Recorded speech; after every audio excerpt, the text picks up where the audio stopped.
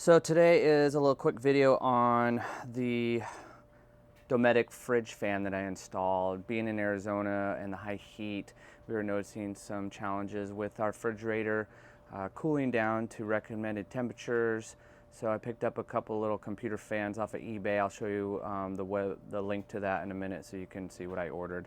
And today's video is just to show you how I installed it for those of you who are looking to do the same thing. So I'm going to go ahead and pull off the covers on both the top and bottom to access the backside of the refrigerator and show you what I did. So I did not install the fans as recommended by the kit. I kind of wanted to do my own thing, so both of them are here. I might add two more later, but for right now, these two seem to be doing the job. The kit did come with some parts and pieces, so these two little L brackets you see right here came with the kit. I drilled some holes and kind of did my own thing here, so you can kind of see how I set it up. Used some zip ties. This one's just keeping the wires in tucked in. This zip tie is keeping the two fans together. But so far I've done a few trips with it and we're all good. So wiring, here's where we're going to talk about wiring here. So back up over there, right there you can see that's the back side of the switch. I'll show you that in a minute. And then I have wires running down below. So let's go down here so you can kind of look to see what's going on. So I tapped into the existing DC wires coming from the battery. So I just tapped into those right there by loosening up these screws and then popping my wires in. Make sure you check your polarity. And then I know this is kind of loose right now, but so far it hasn't been an issue.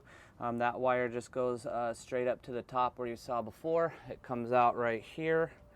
And then I have my wires going to the switch and to the fans. It's a very simple setup. Then we'll come up in here and show you the switch.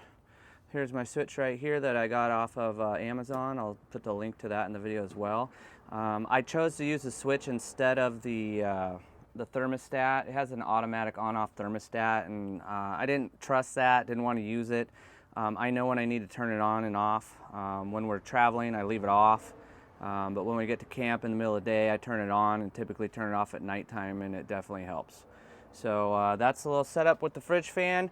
Again, I'll put a link to the switch and the fans below in the video here, and then I'll also show you the website eBay link that I got. If you have any questions, leave them in the comments. Okay, here's the exact fans I bought. Now, here's the deal.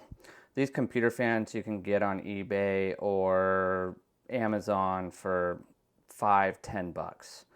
Was this kit worth the $50? No, not at all. However, it did come with some parts and pieces, so I didn't have to find those.